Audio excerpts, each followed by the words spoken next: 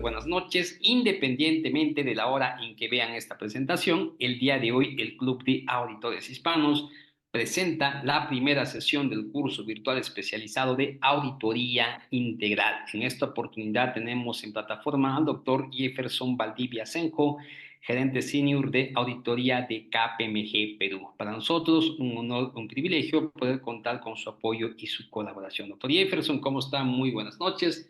Tiene usted el micrófono habilitado. Iniciamos con esta transmisión que nos convoca para el día de hoy. De acuerdo, muchísimas gracias por el pase y la presentación. Efectivamente, de todos, muy buenas noches a todos los participantes para este curso, en realidad, de auditoría, que, como bien indicaron en la previa, la voy a estar compartiendo junto con tres grandes colegas, ¿no?, de la profesión acá en Perú, ¿no?, los cuatro gerentes seniors de auditoría en Big Four, ¿no? En este caso, quien les habla, actualmente soy gerente senior de KPMG Perú, con más de 10 años de experiencia de auditoría financiera en diversas industrias, ¿no? Entre servicios, retail, construcción, manufactura, entre otros. Y un poco lo que bien indicaban en la sesión, al inicio de la sesión, el objetivo de estos módulos, ¿no?, orientados más a ver casos de la vida real o situaciones que se presentan en la vida real de acuerdo a lo que se va exponiendo en el marco de las NIAs, pues justamente tiene esto, ¿no? Y si bien es cierto, ¿no?, el módulo del día de hoy que vamos a ver, que van a tocar tres NIAs principalmente, que es la NIA 200 que está en pantalla, la 210 y la 300, están un poco más orientadas a lo conceptual para lo que luego ya va a ir viniendo, ¿no? Porque luego ya vamos a tener otras NIAs que están más enfocadas al tema ya de papeles de trabajo como tal en la auditoría. Igual acá en estas tres líneas vamos a ir orientando un poco, ¿no?, qué casuísticas vemos en la vida real o qué situaciones más que todo se pueden presentar en la vida real, porque esto es básicamente, como les digo, más allá de que estas líneas sean un poco más conceptuales, el objetivo de este módulo justamente o de este curso en general es poder ir tocando aspectos de la práctica o de la vida real misma. ¿De acuerdo? Entonces, como les comento, el día de hoy vamos a estar viendo estas tres NIAs, ¿no? En la primera parte de la sesión vamos a ir viendo un poco de la NIA 200 y la NIA 210, ¿no? Y luego ya en la segunda parte de la sesión vamos a ir viendo también lo que corresponde a la NIA 300 de planeación de auditoría. ¿Listo? Como les digo, si bien es cierto, estas tres líneas son un poco más conceptuales, ¿no? De fundamentos en la auditoría, igual no se escapan de que por ahí en la vida real pudieran haber unas casuísticas que justamente vamos a ir conversando y tocando, ¿no? Y como bien indicaban en la introducción, sí va a ser importante de repente la participación de los que deseen acotar. Yo siempre he pensado que los diplomados en auditoría se construyen mucho sobre las casuísticas o sobre la participación, ¿no?, que puede haber en la sesión, para que yo también de esa manera pueda a ustedes transmitirles lo que hemos podido ver en la práctica, ¿no? Lo cual es importante y lo cual espero que sea parte de lo que buscan ustedes en este curso. Entonces, habiendo hecho un poco esa introducción, nos vamos a centrar un poco en lo que es la NIA 200 en esta primera parte, ¿no? La NIA 200 con respecto a objetivos generales de la auditoría independiente y la conducción de una auditoría de acuerdo a NIAs. ¿Y por qué esto es importante? Como les comento, entrando ya un poco al marco de la NIA 200, creo que hay una mano levantada, Toshiba, creo que es el nombre del usuario. No sé si tiene una consulta. Toshiba, bueno, ya, ok, ok, de repente es el nombre del usuario. Ok, entonces viendo un poco los objetivos generales que tiene esta norma en primer lugar, ¿no? La norma, la NIA 200 en este caso, trata las responsabilidades globales que tiene el auditor independiente cuando realiza una auditoría de estados financieros de conformidad con las NIAs. Y acá vamos un poco encapsulando, ¿no?, cuál es el marco de las NIAs, en este caso, cuál es el marco, ¿no?, del alcance de la responsabilidad del auditor frente a una auditoría, ¿no? Y en este caso, justamente la NIA 200 está orientada a ello, ¿no? De qué responsabilidad tengo yo como auditor cuando voy a ejecutar una auditoría de estados financieros.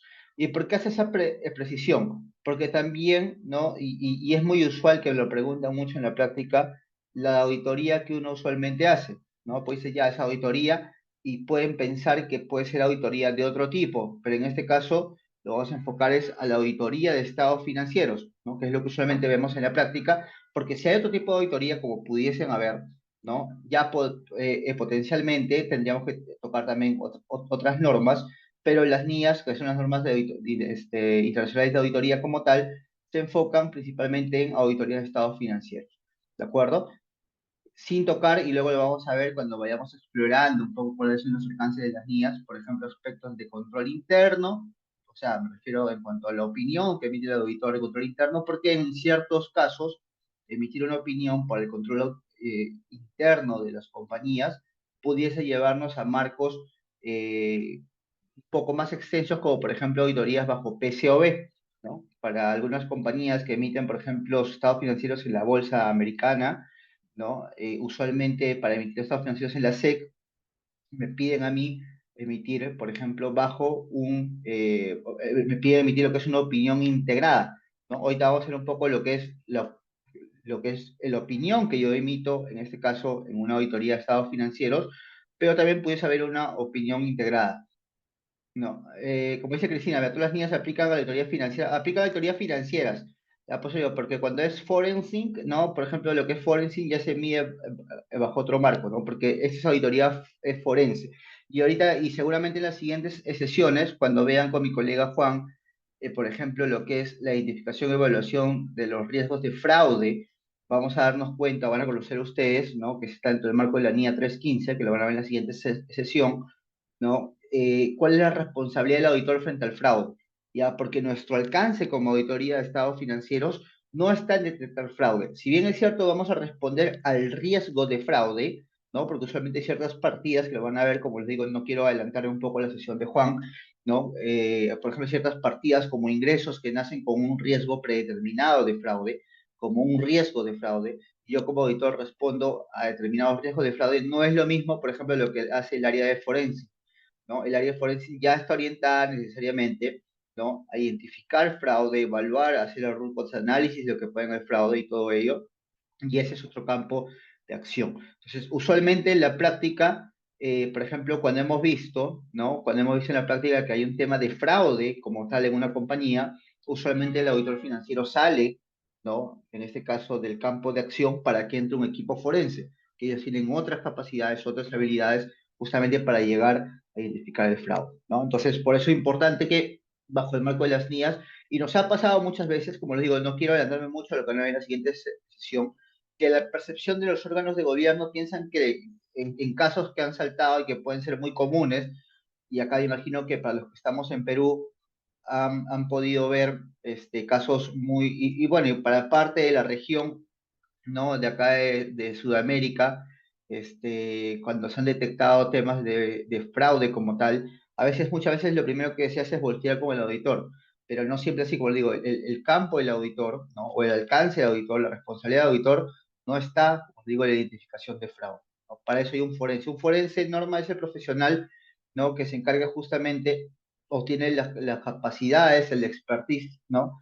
Técnico, ¿no? Y la pericia para poder llegar a identificar todo el tracking completo del evento de fraude, ¿no? O sea, ellos ya se meten, acuérdense que que el auditor financiero, ¿no? Tiene un alcance, y ya lo van a ir descubriendo, ¿no? En la medida de los siguientes módulos, tiene un alcance de acuerdo a niveles de materialidad, de riesgos significativos y todo ello. No, no es que el auditor financiero va a revisar al 100% el estado financiero, porque sería un trabajo inacabable, ¿no? Revisar las 365 transacciones o 365 días de la compañía, las miles de transacciones que pasan, no es así, ¿no? Hay un cierto alcance que se va delimitando, y con ello justamente es que se establecen las responsabilidades del auditor.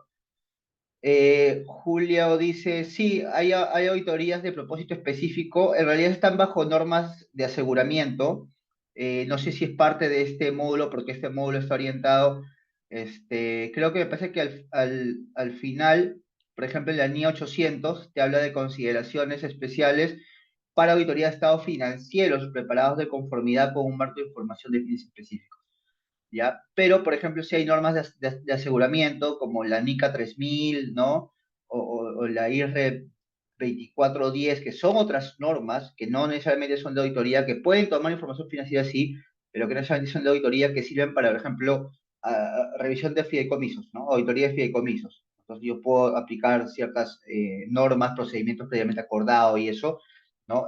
Que son otras normas de aseguramiento, se llama así. ¿Listo? Creo que respondiendo a las consultas que había hasta acá, Kiara nos decía, las NIAs se aplican a todos los países, depende, ¿no? Si está aprobada por, en este caso, el órgano del Consejo Contable de cada país, ¿no? Por ejemplo, hay países que no necesariamente aplican full NIAs, deberían sí, pero eso tiene que ser formalizado por el país. Me pasa ciertos casos que, por ejemplo, en países de la región, ya me dicen, no, mira, nosotros aplicamos NIAs aprobadas acá en el país X. Entonces, usualmente cuando yo soy auditor de grupo, y por ejemplo aquí en Perú si aplicamos full NIAS, porque ya se regularizó, creo que la última que teníamos en pendiente, ¿no? Que ya se aprobó también hace poco, era la NIA que va de acuerdo a a la opinión, ¿no? La NIA 700, pero ya actualmente se ha regularizado, ¿no? Ya en nuestra opinión de auditoría aquí en Perú, también yo contiene los párrafos de asuntos críticos de auditoría. ¿Ya? Pero hay países que tal vez no, entonces ahí se hace una convergencia de qué NIAs tal potencialmente no están aplicando, como en su momento fue en Perú, que no aplicábamos la NIA 700 modificada, ¿no? ¿Qué NIA está aplicando y justificar toda esa razón? Y, por ejemplo, en países como Estados Unidos, pudieran aplicar lo que es PCOB, que ya no son NIAs, ¿no? Las PCOB son las normas, en este caso americanas, ¿no? Que como les digo, están orientadas a una opinión integrada, donde yo sí voy a emitir una opinión por el control interno de la compañía. ¿No? En la auditoría como tal, no.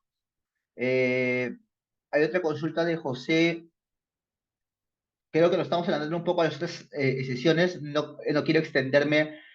Parte de lo que están consultando están en los otros módulos, como digo, la idea no es que les quite espacio a mis colegas en los otros módulos, lo van a ver, creo que el temario ya les ha compartido igual de las sesiones, entonces hay varias de las consultas que me están haciendo llegar que lo van a ver, por ejemplo, en los siguientes módulos que van a exponer mis compañeros, ¿no? Entonces, pero igual quería pues, responder alguna de ellas sin extenderme tanto para que se pueda, como les digo, entender un poco la idea. Ok, gracias Germán, gracias a todos. Listo, entonces un poco para volver a la NIA 200, ¿no? La norma como tal, la NIA 200, trata las responsabilidades globales del auditor cuando realiza una auditoría de estados financieros, ¿no? De conformidad con las NIAs. Entonces, cuando hablamos de la auditoría de estados financieros, ¿no? El objetivo de una auditoría es aumentar el grado de confianza en los usuarios de estados financieros. Y esto es importante, ¿ya? Porque cuando yo me pongo desde el punto de vista, y es importante también para entender nuestro protagonismo dentro de la auditoría, ¿ya? Porque muchas veces ya hay que hacer entender a las gerencias inclusive que nuestra auditoría, y es por eso para los que van a ver luego el modelo de opinión, pero solamente les pongo ahí la etiqueta, la auditoría o la opinión del auditor va dirigida, por ejemplo, a los órganos de gobierno que están por encima de la gerencia general, ¿no? Va dirigida, por ejemplo, a los accionistas y directores. Entonces, para los que en un momento han visto una opinión de auditoría, van a ver que el encabezado dice a los accionistas y los directores, porque justamente nuestra opinión está dirigida hacia ellos, ¿no? Para generar la confianza en los diversos stakeholders que puedan solicitar una auditoría de estados financieros, sea accionistas, sea directorio, pueden ser los bancos, muchos de los bancos piden que los estados financieros estén auditados, ¿no? Por una firma de auditoría, y muchas veces inclusive los bancos pueden pedir que esta firma de auditoría sea una Big Four, ¿no? Para fines de covenants o para fines de lo que fuese. Entonces, ese es el grado de confianza que se requiere a veces del mercado por parte de los estados financieros, pero para eso es importante que también el mercado entienda cuál es la responsabilidad o cuál es el alcance del auditor para que eviten pasar casos, ¿no? Que han habido, ¿no? Anteriormente, donde el primer culpable en este caso frente a cualquier eventualidad puede ser el auditor cuando no necesariamente es así, ¿no? Obviamente todos al final pueden compartir cierta responsabilidad, pero no siempre es así, ¿ya? Pero principalmente el objetivo de la auditoría de estados financieros es aumentar la confianza en los usuarios.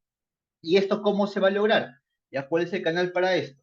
¿Ya? Se logra mediante la expresión por parte del auditor de una opinión sobre si los estados financieros han sido preparados en todos los aspectos materiales de conformidad con un marco de información financiera aplicable. Acá hay unos aspectos interesantes, porque acá dice, creo que está alguien poniendo algo en la pantalla, porque acá dice, ¿no? Han sido preparados en todos sus aspectos materiales. Y acá hablamos de un concepto que también es importante, si ustedes de repente no son auditores, que lo puedan entender, que es la materialidad. Hay una NIA, y lo vamos a ver en las siguientes sesiones, pero quiero antes que se entienda esto como preámbulo, ya, porque es un término que usualmente se toca mucho en el mundo de la auditoría, que es la materialidad. ¿ya? Pero la materialidad no necesariamente es desde el punto de vista del auditor, ¿no? Acuérdense que el marco contable o el marco conceptual de las NIF en este caso, ¿no? Menciona lo que es la materialidad como tal, ¿no? Entonces, las compañías también debiesen tener, ¿no? Definida cuál es su materialidad. Y cuando hablo de materialidad, como le digo, sin ánimos de adelantarme mucho a lo que luego va a venir en las siguientes sesiones, solamente para que se entienda la idea de este bullet, hablo de una materialidad desde un punto de vista cuantitativo y cualitativo. ¿Ya? Porque usualmente la materialidad muchas veces la asociamos solamente al número, ¿no? Pero también tengo que verlo desde el punto de vista cualitativo, ¿no? La materialidad de auditoría o lo que menciona el DANIC 1. Es como te digo, la materialidad, luego hay una NIA que te habla de materialidad, luego lo vamos a ver, ¿ya? Pues es la NIA 320, ¿ya? La materialidad desde el punto de vista del auditor es para poder emitir una opinión de auditoría, ¿ya? Porque cuando yo emito una opinión de auditoría, como indica acá, tengo que indicar que los estados financieros han sido preparados en todos sus aspectos materiales, ¿no? Y ahí seguramente cuando vean modelos de opinión más adelante, van a ver que habla de, ¿no? De que los estados financieros son razonables, porque lo vean desde un punto de vista de materialidad, pero también las compañías deberían tener su nivel de materialidad de acuerdo al marco de la SNIF, ¿no? Que no es el objeto de la sesión, pero sí es importante que lo puedan entender, ¿no? Y ya de por sí, por ejemplo, normas contables como la NIF 16 ya pedían que las compañías vayan delimitando sus umbrales de materialidad, por ejemplo, para hacer la exención de la aplicación de arrendamientos de bajo valor, ¿no? Entonces, la misma NIS 16 también le iba dando a la compañía que vaya definiendo cuáles eran sus niveles de materialidad, ¿ya? Entonces, por eso es importante que se pueda entender eso, porque el auditor opina sobre niveles de materialidad de los estados financieros de conformidad con un marco de información financiera aplicable. Y ese también es otro tema, ¿no? Que los vamos a ir desmenuzando a lo largo de todos estos módulos cuando veamos, por ejemplo, auditorías de grupo, ¿no? Cuando hablamos de reporting package a otros países, porque también lo vamos a ver en las siguientes sesiones, ¿ya? Entonces, eso es importante que lo vayamos también entendiendo, porque eso es algo que tiene que estar asentado desde el primer momento. ¿Ya? Cuando veamos la siguiente NIA del día de hoy, que es la NIA 210 de acuerdos de trabajos de un auditor, ¿ya? Es importante conocer cuál es el marco de información financiera aplicable, porque es sobre lo cual yo voy a emitir una opinión.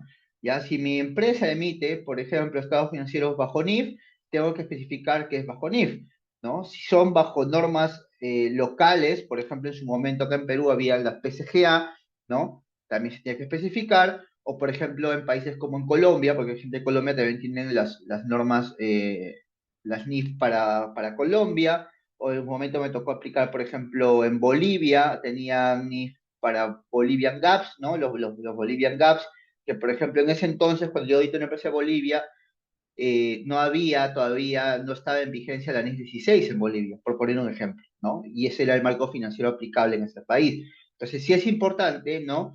Que lo que se indica acá en esos dos bullets, ¿no? El grado de confianza se dé delimitando cuáles son los aspectos materiales, ¿no? Y cuál es el marco de información financiera aplicable, ¿ya? Porque sí, eso va a ser muy importante que se emita cuando vean la opinión en las siguientes sesiones, se va a ir delimitando, ¿ya? Pero eso es un poco lo que va orientado este, en cuanto a esa NIA. Dice acá, bastante para unas consultas antes de ir avanzando, eh, dice cuál es la apropiada si el cliente maneja su nivel de materialidad. Es que el cliente puede tener su nivel de materialidad porque es su percepción de lo que para ellos es material, pero el auditor emite, ¿no? También su juicio sobre lo que es la materialidad desde el punto de vista del auditor.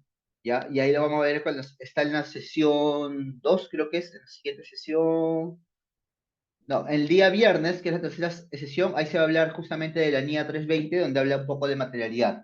Y ahí se va a entender un poco más el concepto de la materialidad, ¿no? Aplicada desde el punto de vista de auditoría, porque obviamente, si bien es cierto, partimos de criterios muy similares, pero para el gente algo puede ser material y tal vez para mí no, ¿ya? O viceversa. Entonces ahí un poco se va a ver cuáles son esas casuísticas frente a esas dinámicas.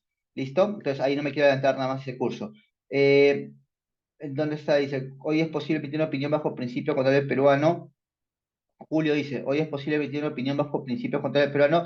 Mira, actualmente el Consejo Normativo de Contabilidad ha dispuesto umbrales, y ahí tenemos actualmente full NIF, tenemos NIF para pymes y tenemos NIF para la norma para la microempresa peruana. ya que también se aprobó recientemente este año y con aplicación desde el 1 de enero del siguiente año. Entonces, teníamos estos umbrales. Y ahora, pero acá hay un tema interesante, ya que muchas veces se habla de las PCGA peruanas, ¿no? Los principios controles generalmente del sector peruano. Y no damos cuenta que a veces el PCGA peruano ya contiene muchas de las NIF que actualmente están vigentes, por no decir todas, por lo menos acá en Perú y están casi muy homologadas. Entonces, un PCGA, por ejemplo, ya tiene NIF 15, tiene NIF 16, tiene todas las normas que actualmente están en vigencias, porque el Consejo Normativo lo ha sido ya regularizando. Hace años se había un poco un desfase, ¿no? Entre un poco, por ejemplo, en ingresos teníamos NIF 15 y todavía el PCGA te aplicaba NIF 18, pero ya actualmente prácticamente no hay diferencias entre ambos, así que hay que tener mucho cuidado solamente con esas partes porque ya prácticamente probablemente no hay diferencias. Sin embargo, por ejemplo, acá en Perú, para los que no son de Perú, nuestro Consejo Normativo de Contabilidad ya dispuso umbrales de aplicación de marcos contables, ¿no? Entonces, acá en Perú o aplicas full NIF, o aplicas NIF para pymes, o aplicas normas para la microempresa peruana, ya que es uno que se desplegó este año. Luego José Alberto dice, cuando esto va auditado por accionistas o stakeholders, pero realmente el negocio está controlado por grupos económicos o es financiado por personas que no están dentro del accionariado de la empresa, igual tiene que ir dirigido a este, claro, en este caso va dirigido a los accionistas y directorios, ¿ya? Sin embargo, que hay un tema que comenta que es importante y que lo voy a mencionar en el siguiente NIA, ya, de acuerdo de trabajo, antes de aceptar un encargo, nosotros hacemos, por lo menos las Big Four tienen protocolos de indagación de cuáles son los controladores finales. Ahorita lo voy a mencionar más a detalle, José Alberto, cuando hablemos de la siguiente NIA, ¿ya? Pero usualmente nuestra opinión va dirigida a los accionistas y directores, ¿no? Y ellos ya, por ejemplo, si el banco le solicita al estado financiero auditado, usualmente el accionista o el directorio se lo comparte, ¿no? Dando un poco de assurance de lo que está en las cifras, ¿ya? Pero nuestra opinión sí va dirigida a ellos.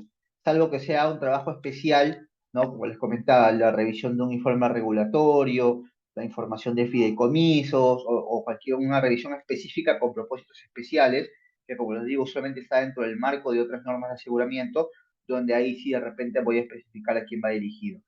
Eh, Kelly nos dice, ¿cuál sería el marco normativo a auditar para un colegio con fines lucrativos? Bueno, igual es NIF, ¿no? Si es con fines de lucro, el marco contable debe ser NIF, ¿no? Yo tenía experiencia viendo también algunos colegios y universidades acá en Perú y usualmente ya se aplican NIF, ¿no? Entonces, si fuera ese sin fines de lucro, hay una norma que se está desarrollando, ¿no? Que todavía está en proyecto a nivel global, es no solamente en Perú, a nivel global, que justamente, perdón, son para normas o para compañías sin fines de lucro, ¿ya? Entonces se está trabajando en eso, ¿no? Yo también como parte del Consejo Normativo acá en Perú doy algunas propuestas, ¿no? También a cambios y eso, porque probablemente en el 2025 ya haya un marco contable, por ejemplo, específicamente para empresas sin fines de lucro, ¿no? O para entidades sin fines de lucro. Eh, José Alberto dice, en Perú, ¿qué entidad regula qué revisiones de auditoría se deben usar para auditar? No entendí mucho esa pregunta, José Alberto. ¿Qué entidad regula qué revisiones de auditoría se deben usar para auditar? Bueno, usualmente ahí me contrata el accionista o el directorio para hacer una auditoría de estados financieros, ¿no? Entonces, por ejemplo, si soy una empresa que emite acciones en la Bolsa de Valores de Lima, ¿no? En cualquier bolsa de valores, usualmente mis estados financieros tienen que estar sujetos a una auditoría, ¿no? A una auditoría de acuerdo a NIAS, ¿no? Que es lo que estamos viendo ahorita. Entonces, para esas compañías que son reguladas, o por ejemplo para SBS, acá en Perú, Superintendencia de Banca y Seguros, también ellos tienen que hacer una auditoría y su marco contable es SBS, ¿no? Porque no sé cómo será en otros países, creo que estamos avanzados, pero acá en Perú, compañías como banca y seguros, por ejemplo, ellos aplican un marco contable regulado por la SBS. Entonces, no es full NIF, estamos en el proceso de armonización y aplican un marco específico, entonces también se especifica que ese es el marco contable aplicado.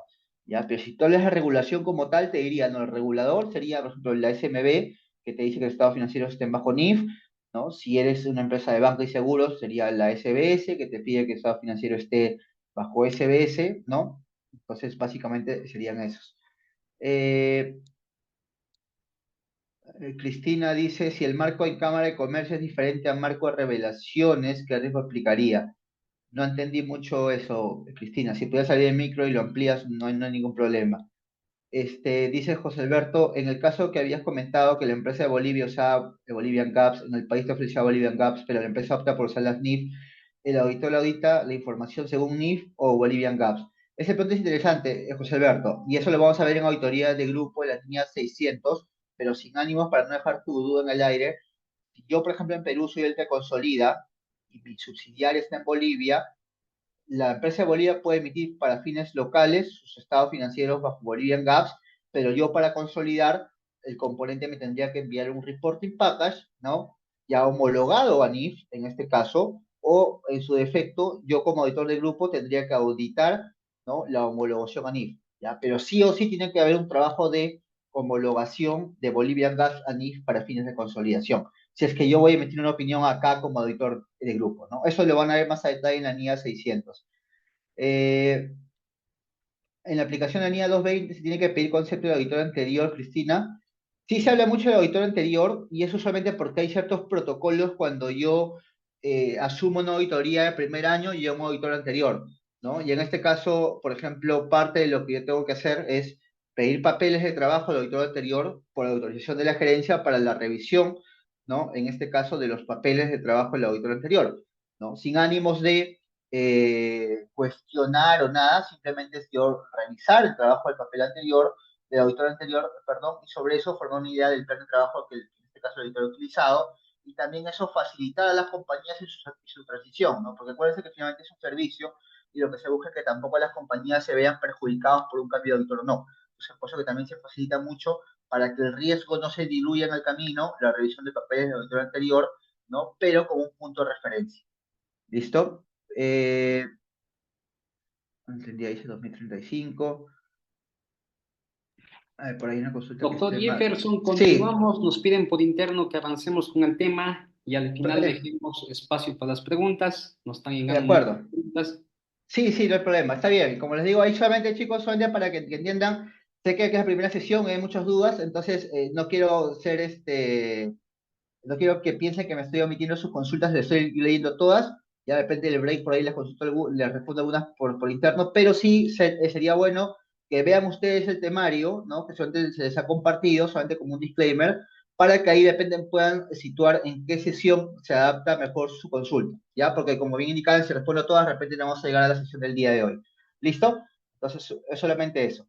Objetivos generales de auditor, como les comentaba, obtener seguridad razonable sobre si los estados financieros como un todo están libres de representación errónea, de importancia relativa o materialidad, ya sea por fraude o error, y de esa manera se permite al auditor expresar una opinión sobre estados financieros que están elaborados de acuerdo al marco contable de referencia.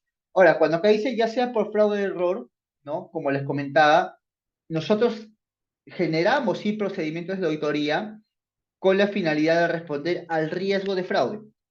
Obviamente que el riesgo de error es lo más común, ¿no? Y la siguiente sesión, en la NIA 315, ahí vamos a ver, o con mi colega Juan van a poder ver, ¿no? Cuáles son los riesgos de errores que usualmente pueden nacer en la auditoría y cómo el nivel de cada uno de ellos va a cambiar un poco el alcance de mis procedimientos. Y también van a poder ver con respecto al riesgo de fraude, que el riesgo de fraude, y eso también es importante en el mensaje cuando hablamos con las gerencias, decir que hay un riesgo de fraude no es lo mismo decir que yo tengo una sospecha de que haya fraude en la compañía, ¿ya? Seguramente lo van a ver cómo manejar un poco ese mensaje con los órganos de gobierno, puesto yo no tengo, o sea, el hecho de decir hay riesgos de fraude no significa que yo he identificado algún evento de fraude que me lleve a pensar que hay fraude en la compañía, simplemente respondo al riesgo de fraude, ¿ya?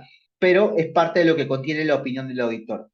Y dictaminar sobre si los estados financieros y comunicar, según lo requieren las NIAs, de acuerdo con los resultados de la anterior, ¿no? Entonces, claro, final de toda la auditoría, yo emitir una opinión y doy justamente mi calificación, entre comillas, de lo que es la auditoría.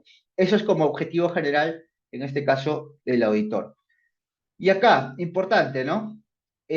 ¿Cuáles son los aspectos claves? Ahí me indican que hay unas líneas rojas, no sé si algún moderador me puede ayudar a borrarlas, no sé cómo se han Hay que agregado. dejar de compartir, doctor, y volvemos a compartir, por Ok, favor. ok, sí, no hay problema.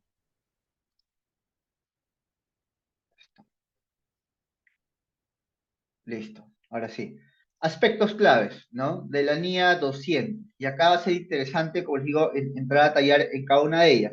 Dice, el auditor deberá cumplir con los requisitos éticos relevantes, incluyendo los pertinentes a independencia relativos a los trabajos de auditoría de estados financieros. Y acá hay unos temas interesantes, ¿no? Dice requisitos éticos relevantes.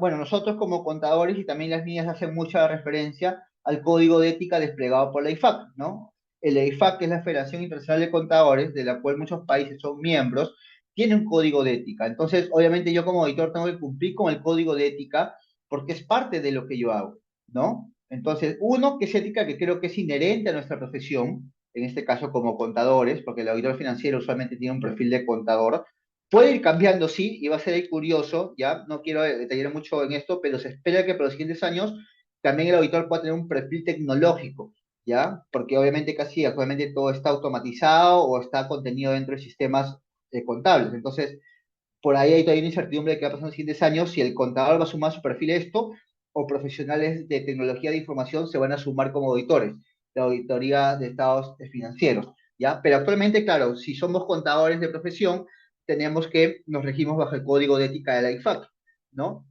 Y hay temas sumamente relevantes de independencia, ¿no? Eso sí es importante. Nosotros, por lo menos en la firma, ¿no? Tenemos muchos protocolos de independencia antes de poder dar un servicio.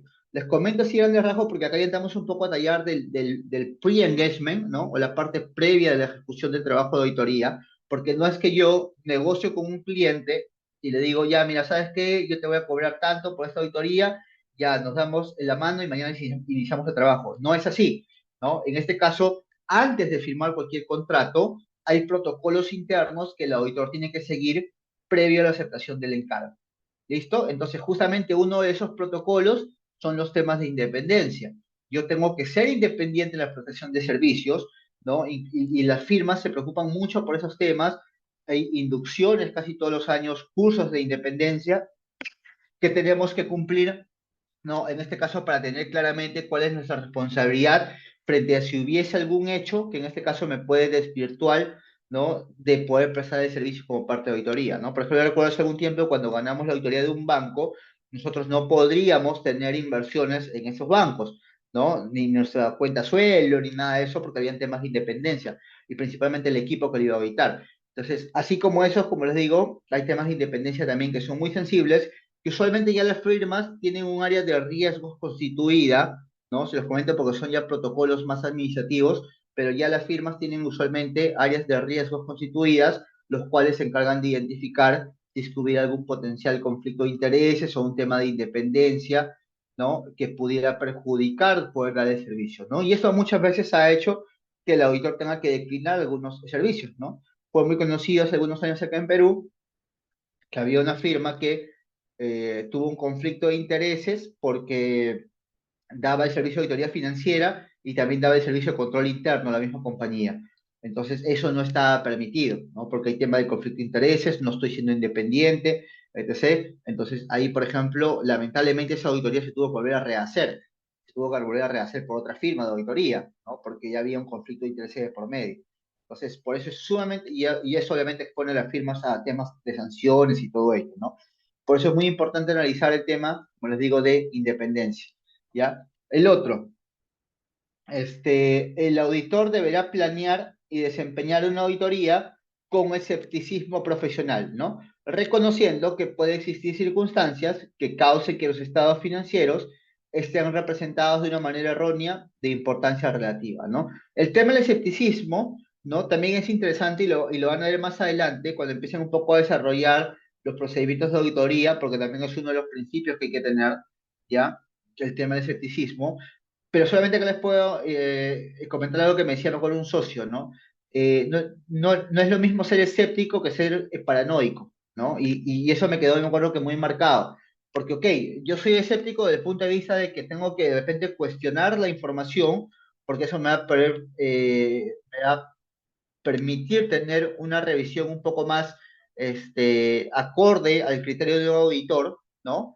Pero eso tampoco me puede llevar a la paranoia de pensar, ¿no? Que todo está alterado o que todo está mal, ¿no? Porque eso me puede llevar a ser también prejuicioso y no es la idea, ¿no? El escepticismo es cumplir con la norma de auditoría, hacer mi trabajo de auditor, revisar de acuerdo a lo que tengo que revisar y dar una razonabilidad sobre el estado financiero, ¿no? Entonces, claro, más adelante en las siguientes sesiones van a tocar mucho más el tema del escepticismo profesional, ¿ya? pero sí acá también parte de la línea 200 lo mencionaba, pero como mensaje les quería como que dejar eso, ¿no? Que me quedó a mí por lo menos en mi carrera muy marcado. Este, Acá hay una pregunta, dice, de Julio, el cambio de socio encargado del compromiso equipo editorial salió cambiarlo si son auditores ponentes por más de 5 años. Eso va a depender, Julio, ¿no? Por ejemplo, hay países, en España, en otros países, donde sí se pide el cambio, y acá en algunos otros, por ejemplo, también es lo usual, ¿ya? Pero no necesariamente lo mandatorio, ¿ya? Pero sí es lo usual tener cambios o rotaciones en el equipo de trabajo, ¿ya? Eso también es interesante, gracias. Y decía José Alberto, en el tema de conflicto de intereses, ¿qué sucede cuando se da conflicto de intereses en el que, a quién proporcionar la información financiera auditada? No entendí mucho esa pregunta, José Alberto, pero es básicamente eso, ¿no? O sea, si hay tema de conflicto de intereses, yo podría llegar a declinar el servicio. Ya, por eso que, como le digo, hay una etapa de pre-engagement, ¿no? Que es antes de la firma del contrato de auditoría, donde justamente se van temas de conflicto de intereses y de riesgos para la firma, ¿no? Porque una firma también puede estar expuesta a riesgos. Entonces, no es lo mismo, acuérdense, por ejemplo, si bien es cierto, es un negocio como auditores, prestamos un servicio, ¿ya? Pero no necesariamente implica que debe aceptar todo tipo de servicios, ¿no? Y las firmas sí se blindan mucho frente a ello, ¿no? Pudiera darse el caso donde el servicio no pasa los filtros, ¿no? O los protocolos de independencia o de riesgos, ¿no? Y yo puedo tener que llegar al punto de decirle al cliente o al ex cliente, mira, ¿sabes qué? No te puedo dar el servicio de auditoría, ¿no? Por A, B o C razón. Entonces, es muy importante ese pre-engagement, ¿no? O pre-inicio del encargo, ¿ya? Antes del inicio de la auditoría. ¿Listo? ¿Qué más indica acá? Otro tema interesante, ¿ya? El auditor, ¿ya? Deberá ejercer su juicio profesional al planear y desempeñar una auditoría de estados financieros. Sí, efectivamente, ¿no? Y acá viene una de las partes más interesantes, ¿no? Cuando habla un poco de juicio profesional, ¿no? Porque el juicio profesional es algo que va a estar inherente al auditor, ¿no? De repente lo que opine uno de ustedes no es lo mismo lo que opine yo, ¿no? Y siempre van a haber temas, ¿no? De controversia, inclusive dentro del mismo equipo de trabajo, pero finalmente las firmas para eso, para muchas de esas controversias, tiene o desarrolla metodologías que están de acuerdo a las NIAs, ¿no? O sea, las NIAs me dan como que el marco de auditoría aplicable, en este caso para la ejecución de un encargo, pero yo como auditor o yo como firma de auditoría usualmente también tengo una metodología, ¿no? Entonces la metodología es como un manual de auditoría que está de acuerdo a las normas de auditoría que permite que el auditor oriente su juicio, en este caso, a los estándares propuestos por la firma de auditoría, ¿no? Entonces, si bien es cierto, yo puedo decir, ya, mira, tengo que auditar cuentas por cobrar. ¿Qué procedimientos tengo que hacer para cuentas por cobrar? Usualmente hay, ¿no?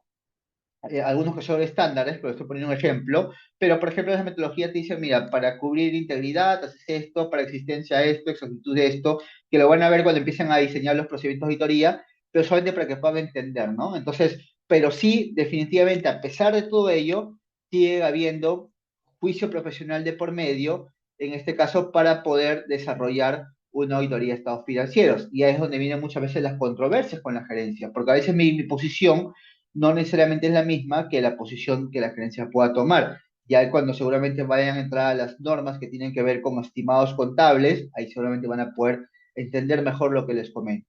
¿Listo? Pero sí es importante porque el juicio profesional va a partir desde el pre-engagement hasta la emisión de la opinión de auditoría. ¿Listo? ¿Qué más indica acá? Eh, ¿Qué le indicaba? Lo que entiendo es que una empresa no puede realizar el servicio de auditoría y control interno a la par. Exacto, Kelly. Usualmente el servicio no, porque tiene conflictos de intereses y hay temas de violación de independencia, ¿no? Como indica José Alberto. Efectivamente, ¿no? Hay ciertos servicios que sí, ¿no? Que no tienen que ver, por ejemplo, nada del sistema contable de la compañía o si es una consulta en particular, pero para eso las firmas también tienen que ir analizando, ¿no? ¿Qué servicios pueden dar o no? Este, ya, ¿qué más tenemos acá? Nuevamente han vuelto las líneas. Voy a dejar de compartir ya para que se borren esas líneas. Un segundo. Ya está, listo. Ya, el otro punto que sí era, para obtener seguridad razonable, el auditor deberá obtener suficiente evidencia apropiada de auditoría para reducir el riesgo de auditoría a un nivel aceptablemente bajo y de esa manera a ser posible emitir, en este caso, nuestras conclusiones razonables en la opinión de auditoría. Y eso es muy interesante, ¿no? Porque ya solamente cuando empiecen a ver el diseño de procedimientos sustantivos y esto, yo tengo, por ejemplo, niveles de materialidad, pero luego voy desarrollando otros subniveles, si le queremos poner ese nombre, de materialidad de desempeño, por ejemplo, que me permita responder al nivel de riesgo agregado, que ese es un concepto que hablaré más adelante. Pero a lo que un poco va el bullet, ¿no? Para salirnos del tema, es que el objetivo de mi auditoría, a través de mi ejercicio de juicio profesional en el diseño del plan de trabajo de auditoría, es poder obtener, ¿no? Suficiente evidencia, ¿no? Y cuando habla de suficiencia de evidencia van a ver sobre más adelante las normas que hablan de evidencia de auditoría, ¿no? Que sea adecuada y que sea suficiente, ¿no? Para poder emitir una opinión de auditoría, ¿ya? Entonces, sí es importante esto, ya que lo vamos a ver a lo largo, bueno, no desde hoy, porque los de hoy, como digo, son NIAs más introductorias, pero las siguientes NIAs con respecto a la suficiencia de la evidencia de auditoría, ¿no? Entonces, ese también es un aspecto clave que la norma va a mencionar y la menciona desde el momento uno. Con respecto al alcance de la auditoría, dice, la opinión del auditor sobre los estados financieros se refiere a si los estados financieros están elaborados de acuerdo con el marco de referencia de información aplicable, ¿no? Ya habíamos hablado, ¿cuál es el alcance de mi auditoría? Emitir una opinión sobre los estados financieros de acuerdo a un marco de información financiera aplicable, ¿no? Puede ser IFRS, para pymes, ¿no? Puede ser European GAPS, normas US GAAP, el marco que fuese, pero tengo que emitir una opinión especificando cuál es el marco de referencia de la información financiera aplicable, ¿ya? Y esta opinión es común a todas las auditorías de estados financieros. Obviamente, al final de mi opinión o de mi trabajo de auditoría, tengo que emitir una opinión de estados financieros. Y ahí seguramente cuando entren a ver en la NIA de opinión de auditoría, van a poder ver los diversos tipos de opinión que hay, ¿no? Opinión limpia, ¿no? Con salvedades, ¿no? Abstención de opinión, en muchos casos. Eso lo van a poder ver cuando vean ya la sesión que habla de opinión de auditoría, ¿no? ¿Y qué más indica acá? Que la opinión del auditor no asegura, por lo tanto, por ejemplo, la viabilidad futura de la entidad ni la eficiencia o efectividad con la que la administración ha conducido los asuntos de la entidad. Y eso es importante, ¿no? Porque yo emito mi opinión con corte a hoy. Ya apoyo que la opinión del auditor es orientada, por ejemplo, a estados financieros al 31 de diciembre de 2024. ¿Ya? Y eso no te da un assurance, ¿no? De que la compañía va a seguir operando en los siguientes años. ¿Ya? Ese tema también es importante. Ahora, si yo identificara temas que, por ejemplo, pudieran tener, porque parte de la auditoría como tal es poder hacer una evaluación de empresa en marcha, ¿ya? La evaluación de empresa en marcha para fin de auditoría tampoco es que me va a decir, o es pitoniza decirme, mira, yo no sé qué va a pasar en marzo. O sea, yo puedo tener un presupuesto aprobado, puedo tener un backlog, ¿no? de proyectos que voy a ejecutar, puedo tener una serie de aspectos que me permitan, en este caso, poder concluir que la compañía sí tiene, en este caso, los argumentos para indicar que va a operar los siguientes 12 meses, pero esto no quita que si, no sé, en abril, mayo, junio pasa un evento catastrófico que haga que la compañía no pueda seguir operando o entre en default por alguna razón, ¿no? En este caso yo tenga responsabilidad al respecto. Ahora, pero sí es importante hacer esa evaluación de presa en marcha, porque si el 31 de diciembre, donde yo estoy emitiendo, si hubieron indicios fuertes, ¿no? De decir que la compañía tenía problemas de presa en marcha, yo no puse nada en la opinión, ahí sí puede ser yo complicado. Pero si a esa fecha no había ningún evento que me haga pensar esto y yo he concluido, pues tampoco yo puedo asegurar la viabilidad económica de la compañía en el futuro, ¿no? Ni decir que van a seguir operando de la mejor manera en los siguientes meses, porque mi auditoría solamente tuvo un alcance que fue por ese año comprendido. ¿De acuerdo? Entonces, es parte de de lo que yo voy a ir haciendo. Cristina dice, la NIA tiene responsabilidad de revelación de estados financieros. No, no, Cristina. No ve tanto el tema de revelación. Son más de objetivos generales de auditor independiente, ya, en este caso. ¿Cuándo debo realizar opinión con énfasis? Indica, ahí lo van a ver, Cristina, cuando entren al módulo de, en este caso de opinión de auditoría. Eh, Maximino, perdón, tiene otra consulta. Dice, trabajo en empresa pública y la Contraloría General de la República dicta las normas de estas entidades públicas regidas por las NIC para el sector público, pero como es una empresa pública, donde el Estado es el dueño de la acción de la empresa, entonces parece que debe revisarse y con dichas normas dictadas por la Contraloría. Sí, sé que hay trabajos o auditorías específicas para auditorías del sector público, ¿no? Usualmente son las que tienen un perfil de riesgo más alto, ¿no? Y nosotros como auditores sí podemos auditar, en este caso, empresas del sector público, ¿no? Y aparte, por ejemplo, de la auditoría de estados financieros como tal, también, por ejemplo, el sector público pide, creo, informes regulatorios que tienen que también ser auditados, ¿no? Estados financieros regulatorios, que son ahí auditados, inclusive el presupuesto, y creo que también son parte de los procedimientos que se hacen dentro de la auditoría de estados financieros.